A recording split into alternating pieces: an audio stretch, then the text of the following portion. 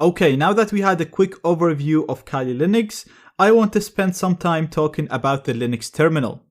So you can access the terminal through this application right here. So if we click on that, it will open the terminal window for us. And as you can see, all it is a black screen where you can type commands. Now, the Linux terminal is actually very powerful because it can be used to do anything that you can think of, really. A lot of the applications in Linux that have a graphical interface were command prompt programs first, and then people made a graphical interface for it. So a lot of the time, maybe the graphical interface will be buggy or crash, and the terminal program will still work.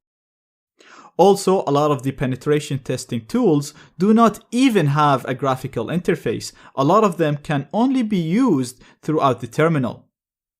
Not only that, but in many scenarios, you might only have an SSH or a command prompt access to a machine. So you need to know how to use this command prompt in order to achieve your goals. So throughout the course, we're going to be using the terminal a lot, and that's why I want to spend some time just showing you the basics of it and making sure that you're going to be comfortable using it. Now, the basic idea is you type a command and the result will be displayed for you on screen. So let's have a look on a very simple command, which is pwd. Now this command prints the current working directory, hence the name pwd. So if I hit enter, you can see it's printing /root, which means right now I am in the root directory. So basically I am in here. This is the root, it's home. So if I do ls, which is a command to list all the directories and files in the current working directory, we should get all of these directories that we see in here. So if I hit enter, as you can see, I can see all these directories in the current working directory. Now, another very useful command is the cd command. This command allows us to navigate into another directory. So for example, let's say I want to navigate into the downloads. All we have to do is type cd followed by the name of the directory that I want to navigate to. So I'm going to type downloads. Now if I hit enter, I should be inside the downloads now. So if I do pwd to see my current working directory, you'll see that it's saying I'm in root /downloads. So if I do ls here, it should show me all the directories and files inside downloads. So if I do enter, as you can see, I have a directory and a file in here, and these are the exact same files that you'll see if you double click the downloads here. Now, if you want to go back one directory, so similar to pressing the back button in here, all you have to do is do cd, again the command to change the working directory, followed by .. And now if I do pwd, you'll see I'm back in root. And if I do ls, you'll see all the directories and files in root. So that's all good. And there's actually a huge number of commands that you can use. So I'm going to include a link in the resources of this lecture of all the Linux commands that you can use. You don't need to know them by heart. We're actually going to be using a lot of them throughout the course, so you're going to naturally learn them as you go through the course. Now, if you are using a command and you're not sure about how this command works, you can just use the man command to display the manual of this command. For example, we've used the ls command here to list the files and directories in the current working directory. But if I do man followed by ls, this basically means I'm requesting the manual of ls. So I'm asking, how can I use the ls command? So if I hit enter, you'll see I'll get a screen similar to a text file. And basically it's giving me a lot of information on how to use the ls command. So you can see that it's telling us that this command will list the directory contents. You can see the way it works by typing ls followed by the options followed by a file if you want to run it on a file. You can see a longer description of the command, and then you can see all the options and the arguments that we can use with this command. Now, in Linux, most of the time, the options will always follow the same syntax. So you either use -letter or -- a word to specify the argument.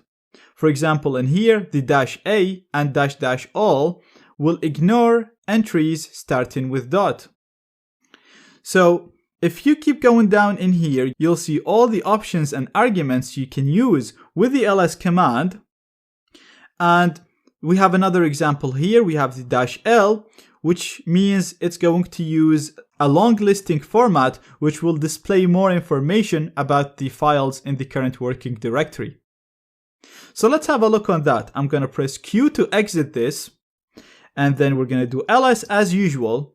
And since we read the manual, we know we can do -l to see more information about the files. And if I hit enter now, you can see I'm still getting the same directories, but it's also showing me the permissions, the users, the date created, and so on. So you can use the man command on any command you want, not only on the ls. So you can use it on the pwd, you can use it on the cd, or any other command, and it'll show you full description or the manual page of how to use this command. Now, I'm going to clear the screen by typing clear.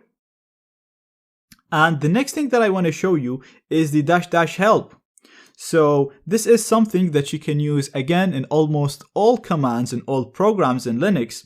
So you can just type the program name or the command name followed by --help. As you might think, this will show you a help message telling you what this command is or what this program is, the arguments that it takes, how to use these arguments, and examples at the bottom. Now, another useful thing with the terminal, so I'm going to clear this again, is the arrows. So you can press up to go up to see all the commands that we executed before, and again you can go down to navigate between the commands that you executed previously. You can also use the tab for autocomplete. So again, let's do ls, and you can see all the files, and let's say we want to go into documents.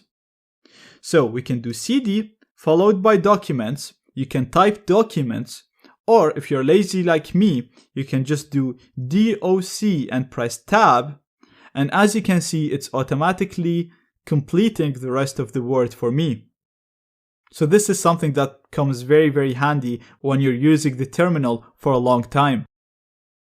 Now, what I also want to show you is how to install programs in Kali from the terminal. So first I'm going to clear this. And the first thing that you want to do is update the sources where Kali can search and download programs from. So we're going to do apt-get update.